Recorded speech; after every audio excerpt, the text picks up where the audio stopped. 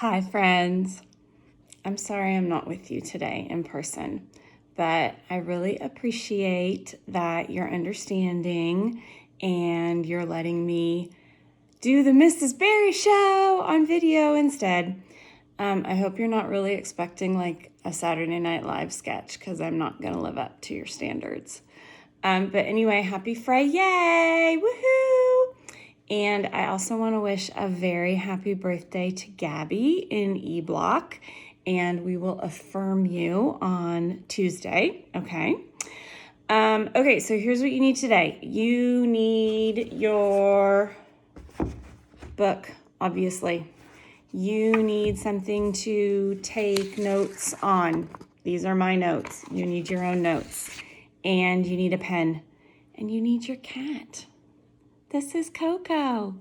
Say hi, Perry Purperhead. Hi. Hi, good girl. I talk to her in a baby voice. Yes, I do. I have no idea how long she's going to chill with me here. She's going to get tired of it eventually, but right now she's being my baby.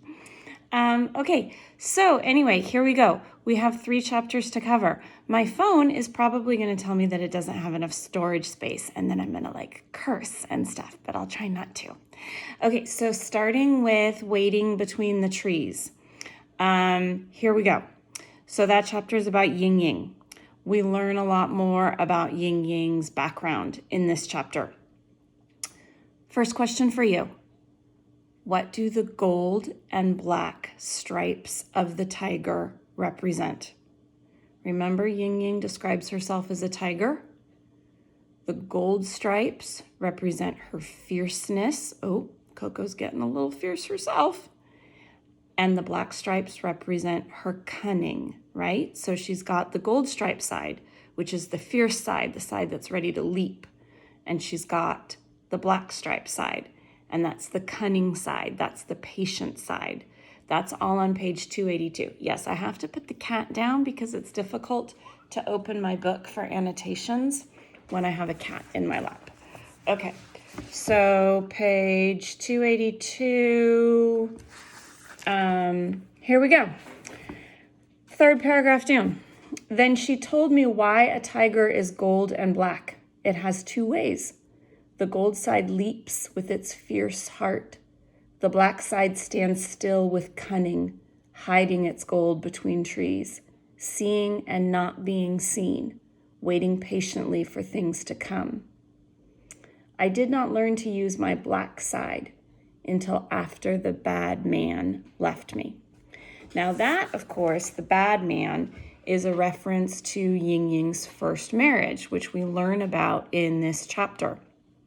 So her first marriage was to an older man who initially she was totally disgusted by, but she actually grew to fall in love with because he was the one who recognized the tiger in her. And I think for her, it was the first time that she felt found. Remember, she was the one who really wanted to be found. When he saw that side of her, she felt known, she felt found, and she really fell in love with him. But she also acknowledges that she started to give herself up for him. So everything she chose to wear was with him in mind, that kind of thing. And then, of course, he cheated on her. And that really wounded Ying Ying. So she's got some more wounded love there that we didn't know about before this chapter. We also find out that he left her while she was pregnant with their child. And how did Ying Ying respond to that? I don't know if you can hear my cat in the background. She's chasing something right now.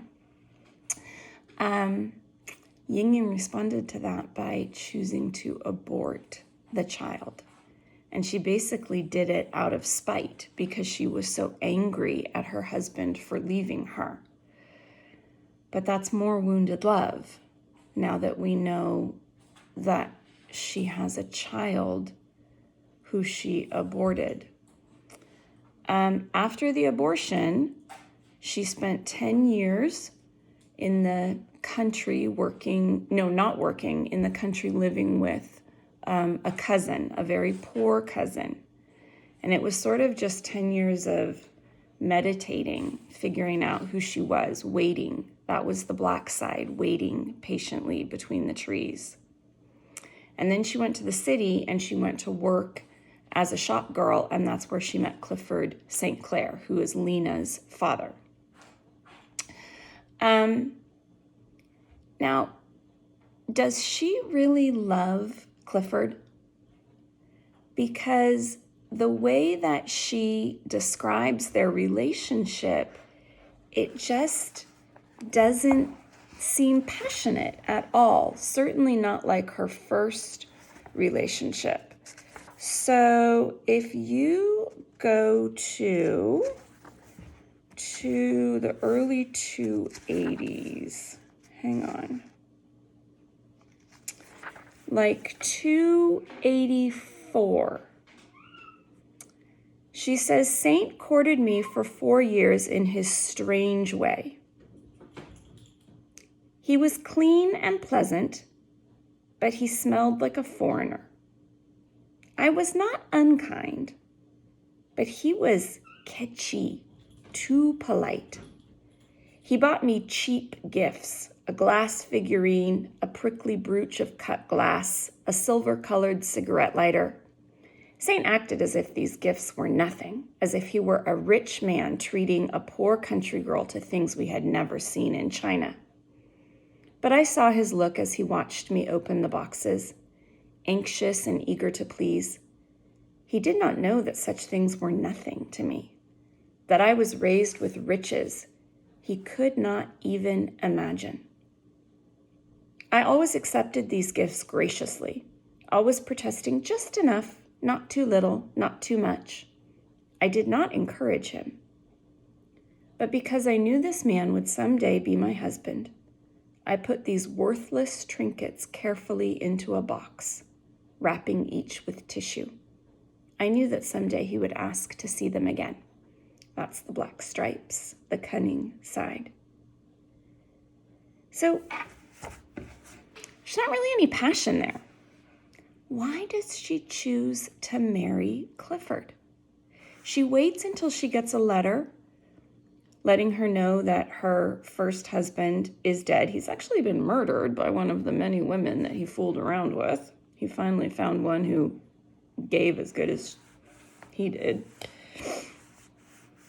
Why does she marry Clifford? This is on 285. So I decided to let Saint marry me. So easy for me. I spoke in a trembly voice. I became pale, ill, and more thin. I let myself become a wounded animal.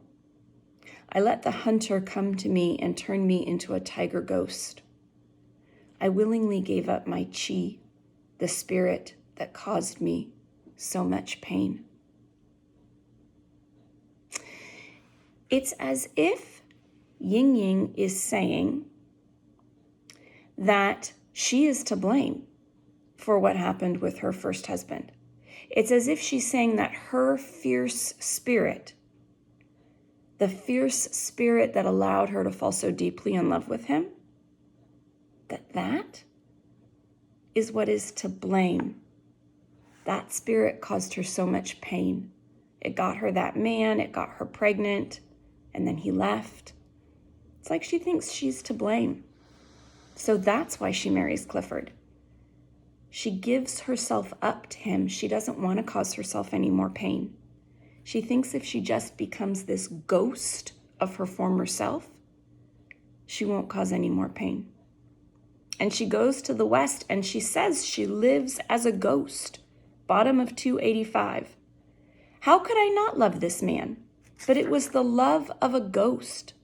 Arms that encircled but did not touch. A bowl full of rice, but without my appetite to eat it. No hunger, no fullness. So it's a really empty life. It's very much the opposite of what she felt with her first husband. And then at the very end of this chapter, we find out that Ying Ying is so determined that Lena will know who Ying Ying once was, that she once had this fierce tiger spirit.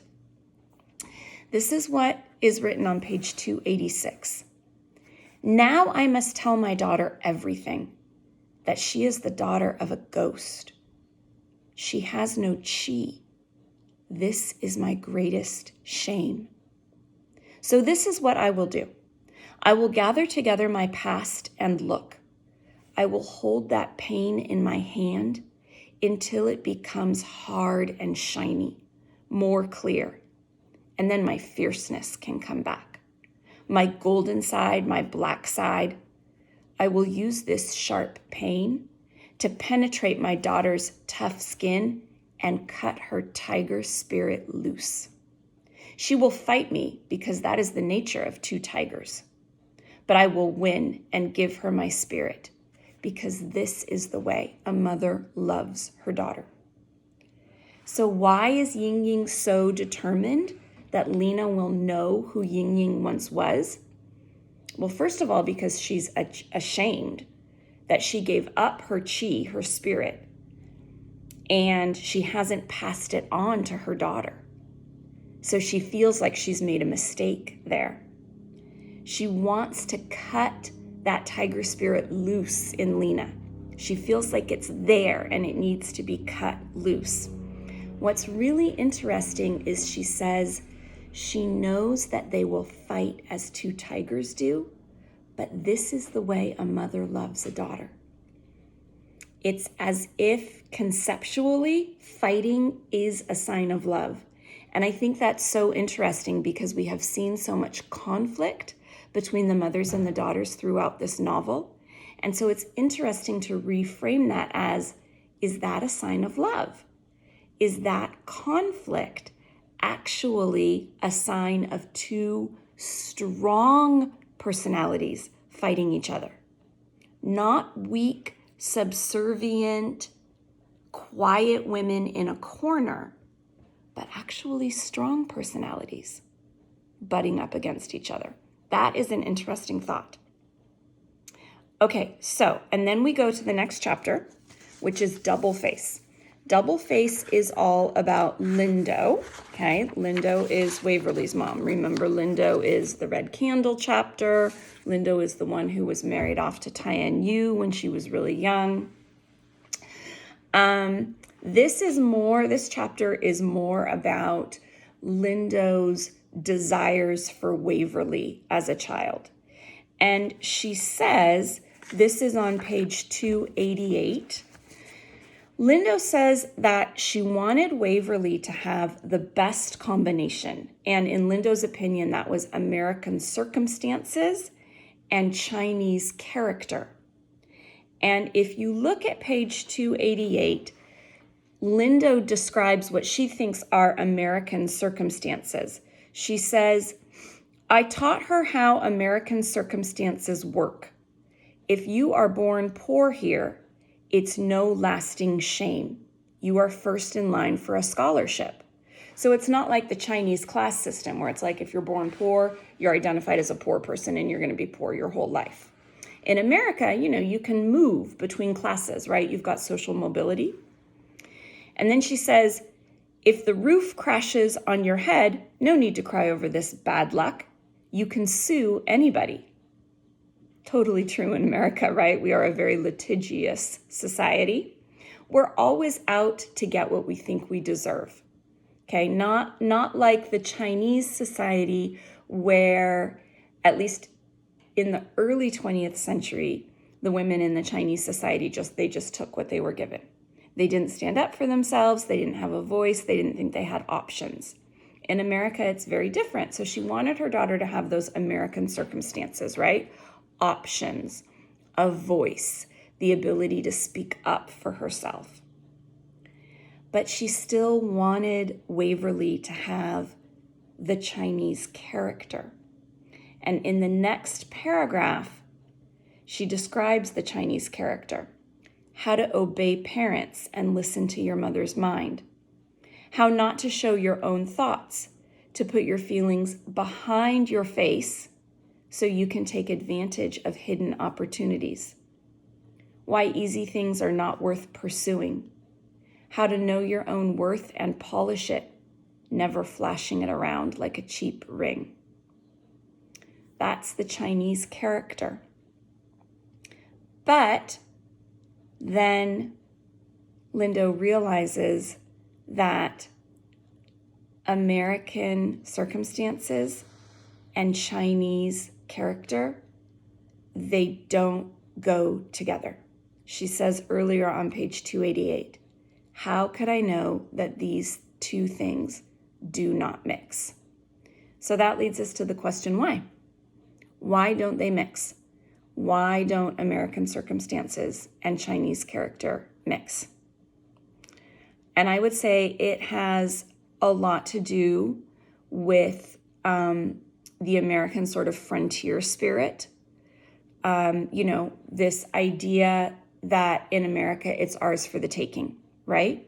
And that comes from, and it actually goes all the way back to the Pilgrims and the idea of manifest destiny. I don't know if you've studied that in social studies. The idea that it was God's will that the colonists would come here and make America their own country. And then that sort of morphed into the idea of moving from the East Coast out into the Western frontier lands, and the idea that we were meant to take over those lands.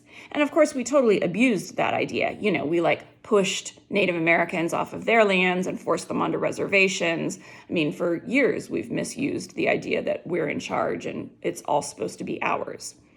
But it's given America and Americans these characteristics of, well, we can do anything we want to.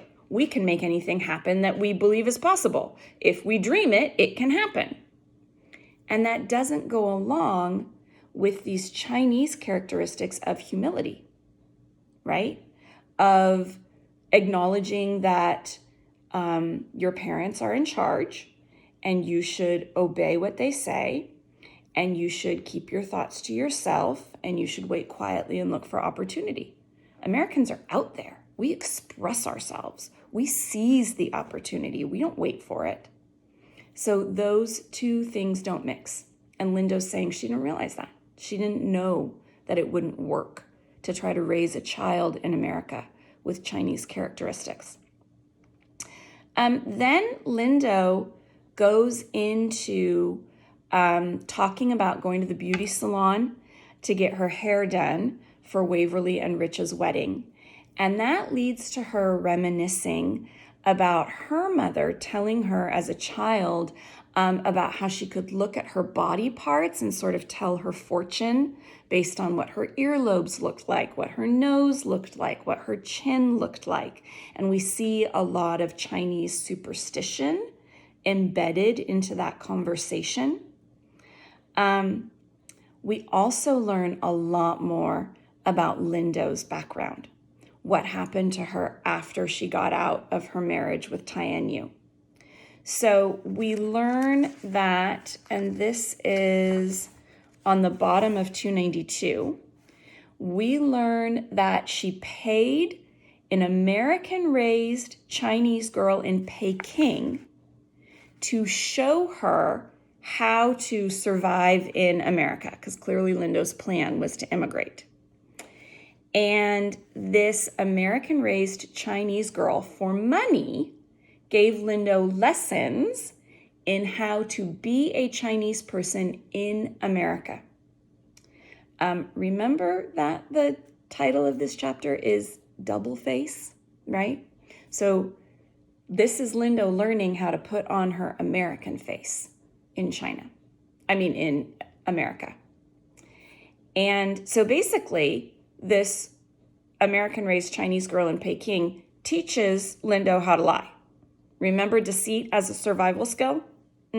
This is it, right here, page 293. She's telling Lindo what to say and what not to say to the immigration authorities, telling her about how to find a husband who's a citizen, but if she finds a husband who's not a citizen, that's okay. They can just have a baby and the baby will be a citizen. Deceit as a survival skill. And then we find out how Lindo did meet her husband. First, we find out how she met An Mei.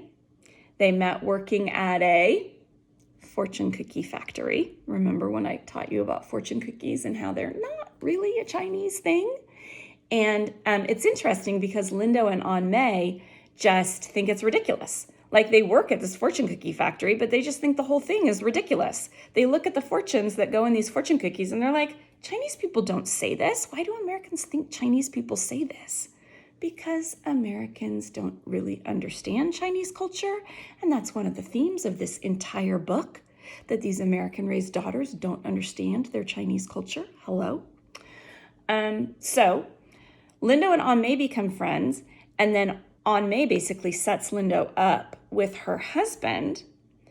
And after Lindo and her husband start dating, that's when we really see the importance of language, which was another thing that I wanted you to be annotating for in this book. So this is on page 299. And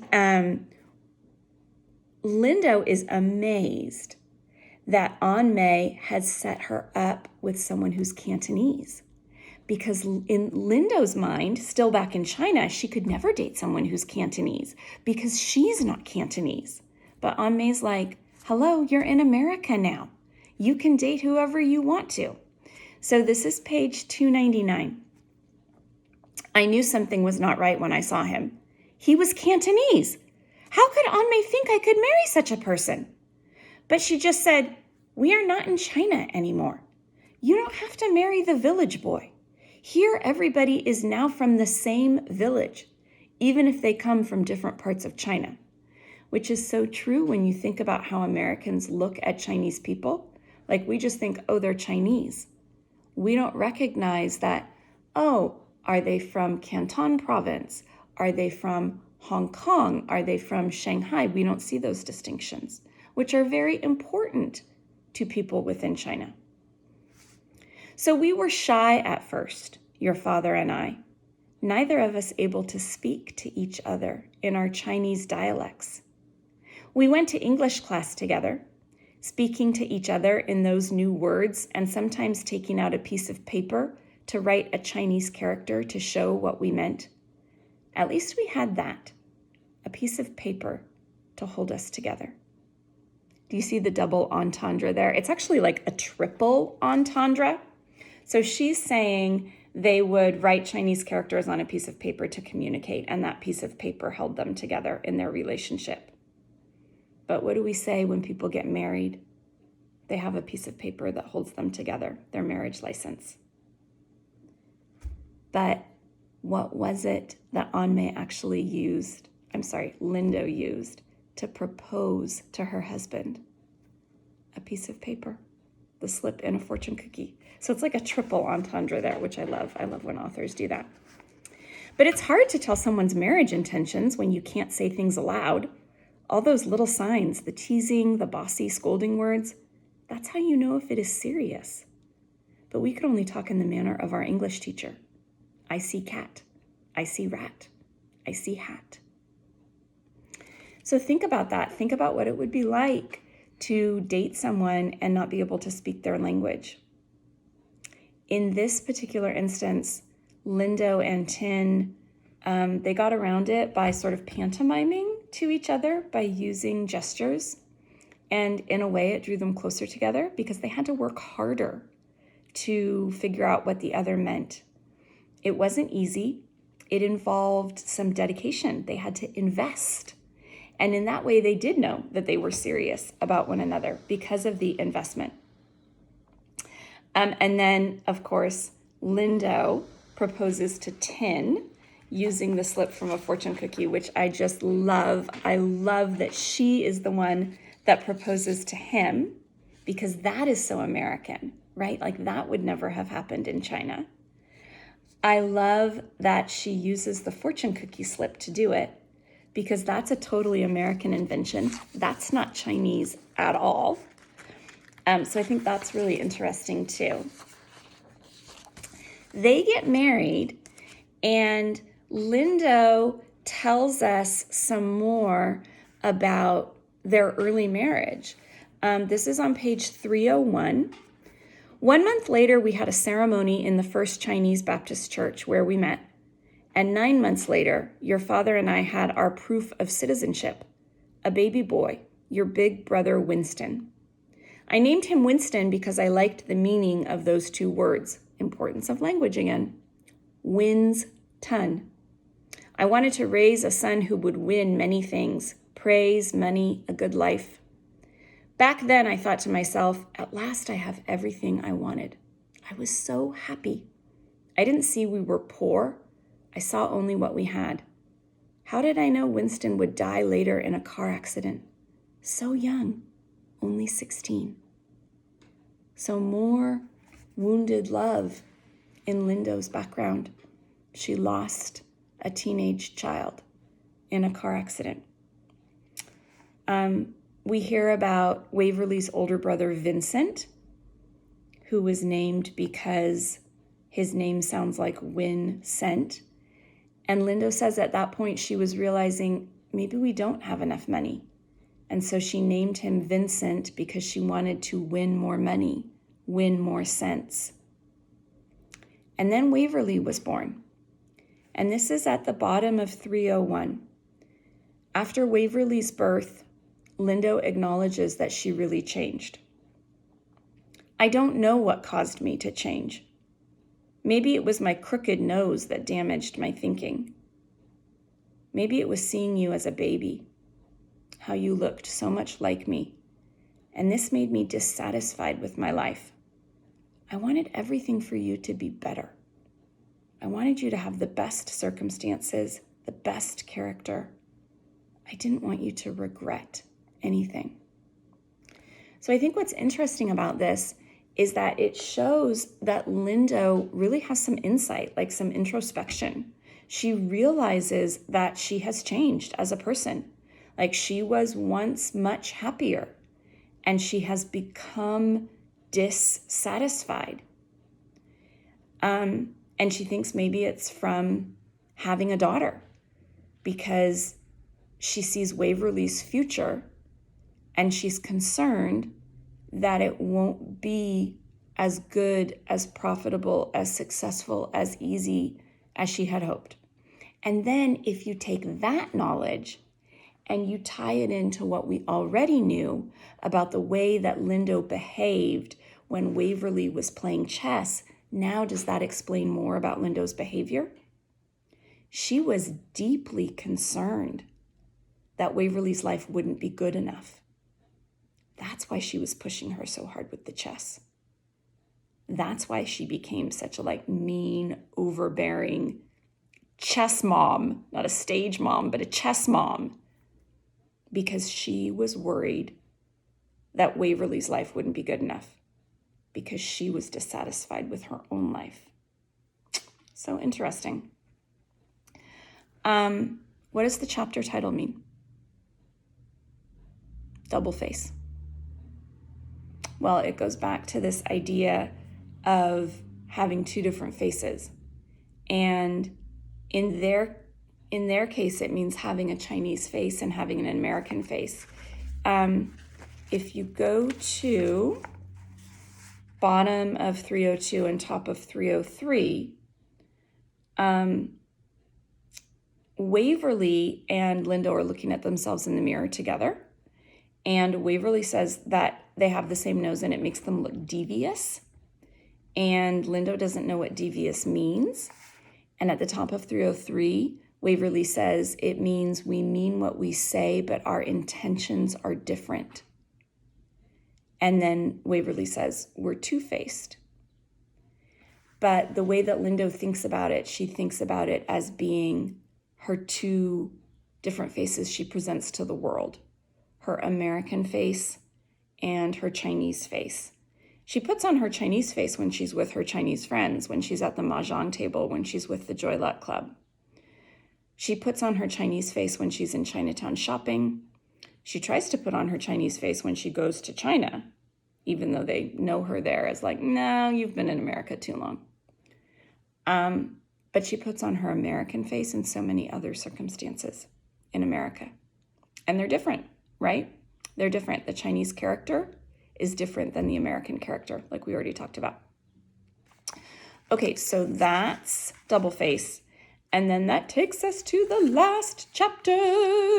A pair of tickets, jazz hands, woo-hoo, woo-hoo. Okay, we're gonna get this done. My phone still hasn't told me I'm out of space, which is like amazing, and I don't want to tempt fate, and I'm knocking on some wood at my table.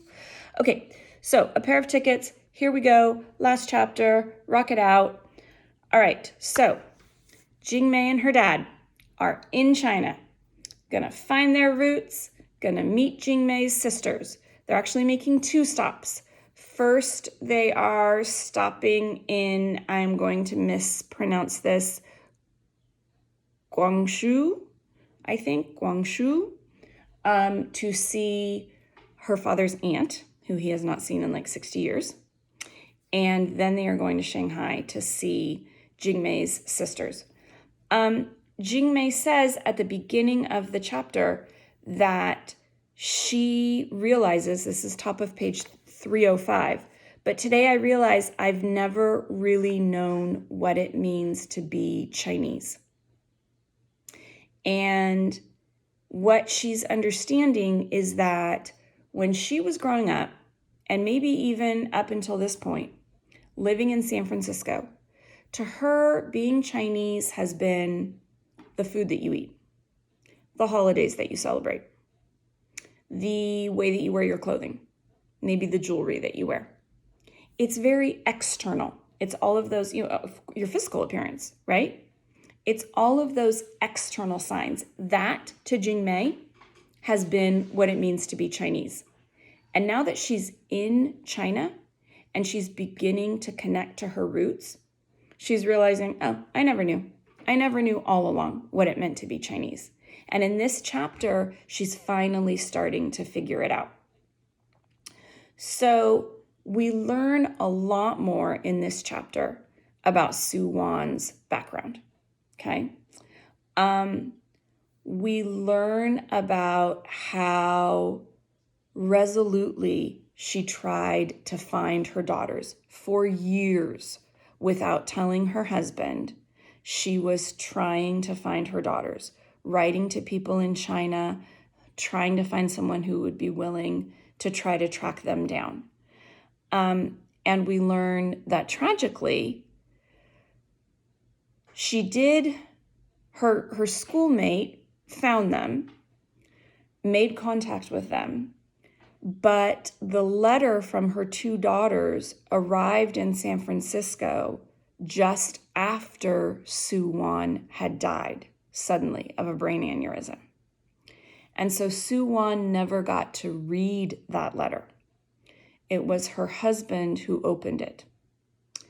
And he was so heartbroken by Su Wan's death that he couldn't do anything with it. He couldn't respond. He couldn't bring himself to tell those 2 girls that their mother was dead. So what did he do? He gave the letter to the Joy Luck Club, to the aunties. He wanted the aunties to write to these girls and tell them that Su Wan had died. What did the aunties do? Did the aunties do what they were supposed to do? No, they did not. No, the aunties chose instead to forge a letter from Su Wan to these girls saying, this is on page 307. So this is what they wrote to my sisters in Shanghai. Dearest daughters, I too have never forgotten you in my memory or in my heart. I have never given up hope that we would see each other again in a joyous reunion. I am only sorry it has been too long. I want to tell you everything about my life since I last saw you. I want to tell you this when our family comes to see you in China. They signed it with my mother's name. Remember, deceit as a survival skill? Yeah. Why do you think the aunties did this? Why couldn't they write the truth? I mean, there's some kind of different obvious answers. One is, well, we think about Chinese customs and how important it is to be polite in that culture. And so they thought the girls deserved to hear the news face to face, not in a letter. Okay. Maybe because the aunties just didn't want to acknowledge Suwon's death themselves. They didn't want to put pen to paper and write about it.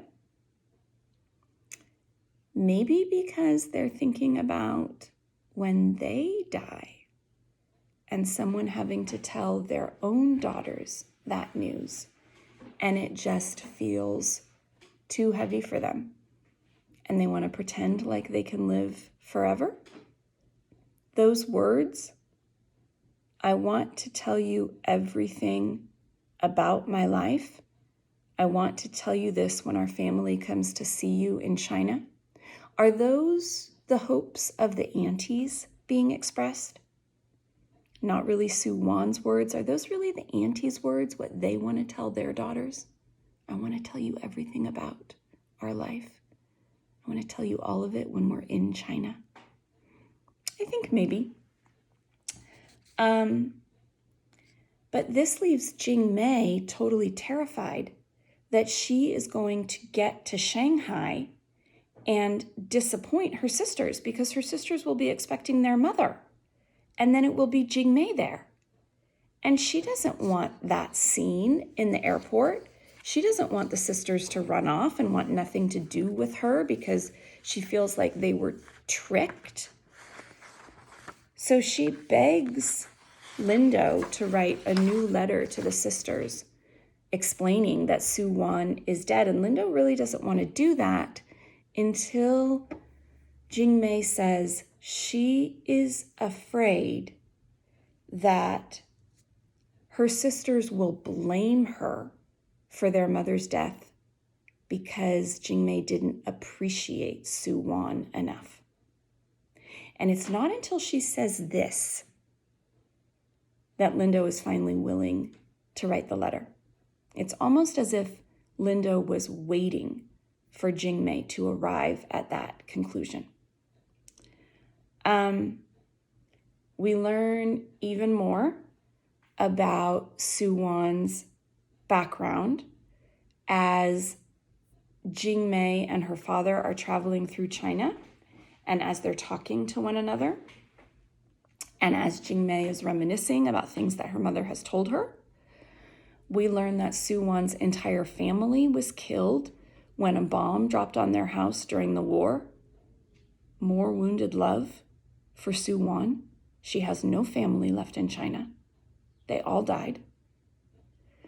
Jingmei's father tells Jingmei all about the abandonment of the babies and exactly what happened there, and says that Suwon was not to blame. This is on page 321. And first of all, what's interesting about this is Jingmei asks, so why did she abandon those babies on the road? And her father responds, long time I wondered this myself, but then I read that letter from her daughters in Shanghai now, and I talked to Auntie Lindo, all the others, and then I knew. No shame in what she done. None. What happened? Your mother running away, begins my father. No, tell me in Chinese, I interrupt. Really, I can understand. Okay, that's huge when she says that. Tell me in Chinese, I can understand. She's not just saying, my Chinese is good enough that I can understand what you're going to tell me. She's saying, I can understand. I understand my Chinese history now. I understand where I come from in China. I understand my Chinese roots. That's what she's saying. I want to hear it in Chinese. I want to hear it in the language of my ancestors. She is embracing being Chinese here. This is huge. This is huge.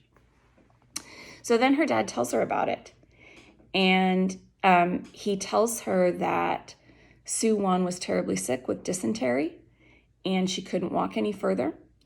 And she was afraid that she and the babies would just starve lying on the side of the road. So she had sewn money and jewelry into the lining of her clothing before she fled. So she tore out the money and the jewelry, and she put the money underneath the shirt of one baby and the jewelry underneath the shirt of another. And then she had family photos, and she wrote on the back of these photos, this is where you can bring the babies to, and she pinned them to the babies' shirts. And then she stumbled off and just hoped that the babies would be found, would be rescued. And the next thing Sue Wan knew, she had woken up in a wagon and she had been picked up by an American missionary who then took her to a hospital to recover. And we also learn that that's where she actually met her husband, was in the hospital. And Sue Wan at this point was like stark raving mad. She was so ill, emotionally, physically, mentally, so stressed, so traumatized. And her husband, Canning, husband-to-be at that point, came into the hospital. He had a toe that had been cut off by falling rubble in the war. And that's where they met, which is not, by the way, what he tells other people. He tells other people that he was like a correspondent for a newspaper and that's where they met. Nope. And then we also learn what happened to the babies themselves. We learn that they were picked up by a peasant couple who lived in a cave, but they were a very devout Muslim people who just wanted what was best for the babies, couldn't read and write, didn't know what it said on the back of the photographs, weren't interested in a reward for returning them.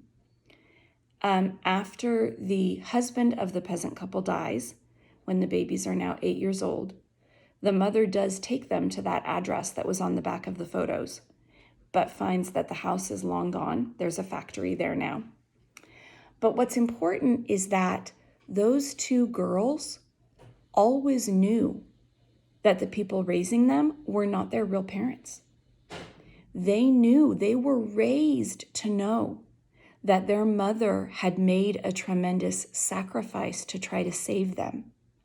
So they don't grow up with any hatred in their hearts for Sue Wan. They don't think of her as having abandoned them. They honor her because they think of her as having sacrificed to try to save them, which is huge. I mean, it's huge that the peasant couple that raised them to think that way.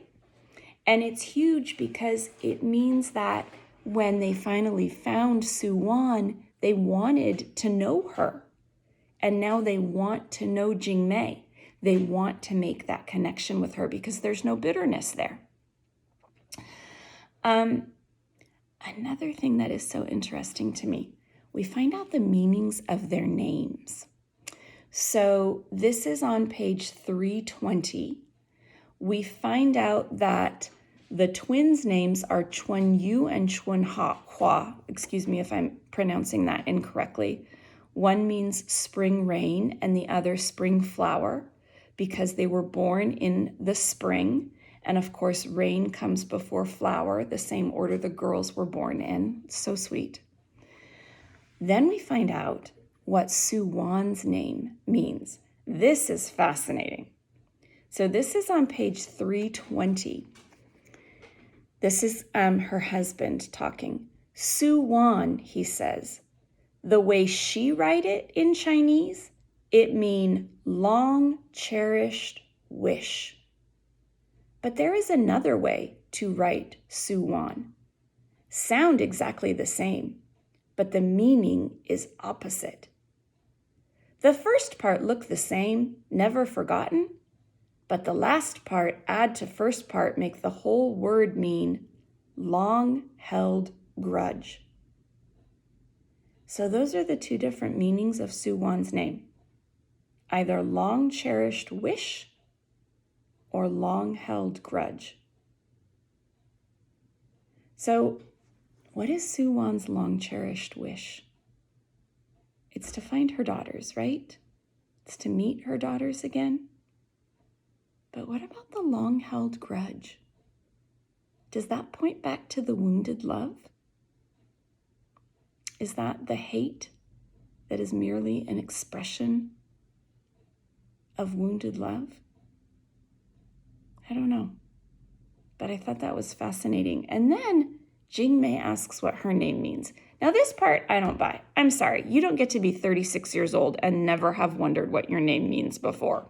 So Amy Tan, this is the one part of your book where I'm like, yeah, no, sister. But anyway, but her father tells her that Jing means pure essence, and then Mei means younger sister. So Jingmei's name means she's the younger sister who is the pure essence. So it's like she's the essence of those twins who came before her. She's their essence distilled down into one child. And then you have to wonder, how would Jingmei feel knowing that that's what her name means? Would she feel like that bonded her to those sisters? Like, I'm your essence. Or would she feel resentful? Like, once again, their shadow looms over me. I can't get out from under their shadow. And I think the old Jingmei would have felt resentful because she did grow up feeling like the shadow of those babies loomed over her. But the new Jingmei, the one who is discovering what it really means to be Chinese, she is feeling like this bonds her to her sisters because she is discovering from meeting her father's auntie who arrives at the train station with all these other relatives, and then they all go to the hotel, and then they all fall asleep together in the hotel room. She is discovering that being in China is about being with her family. It is about integrating herself into her family. She even talks about, she goes to take a shower in the hotel room and she realizes it's the first time she's been alone in what feels like forever, but she's not happy to be alone. She feels kind of sad to be alone. And that tells her that her mindset is changing. She's learning that what it means to be Chinese is not what's on the outside. It's not the physical characteristics. It's not how you dress. It's not the food that you eat. It's what's on the inside. It's the ties that bind you together. So then we get to the end of the book, and that is Jingmei's unification with her sisters at the airport in Shanghai. And the book ends with them looking at a Polaroid picture that has just been taken. I hope y'all even know what Polaroid pictures are. Like, they were totally a thing when I was growing up, and then they were like not a thing for a long time, and they're kind of a thing again now. They're kind of like a vintage thing that's coming back.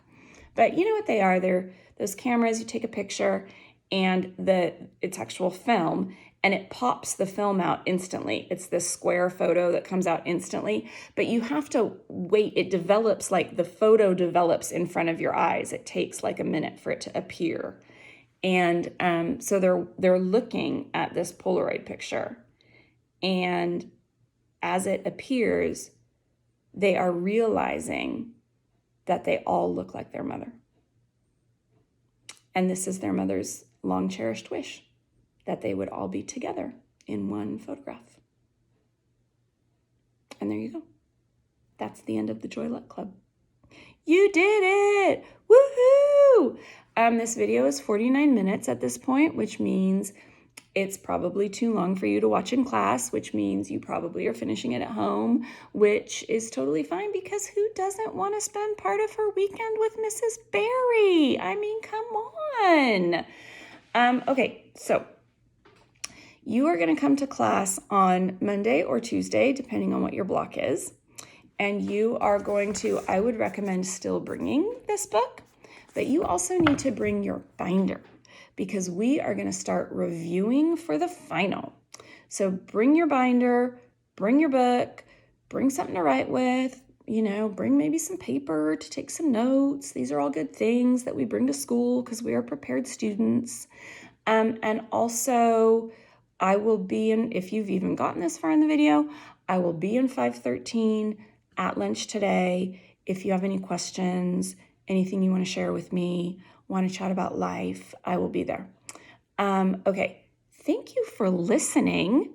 Have a fabulous day. Friday, all right. And I very much look forward to seeing you guys next week because, I miss you and stuff. How am I going to make it through summer? I'm going to totally miss you guys. Okay, have a fab day. Talk to you soon. Bye.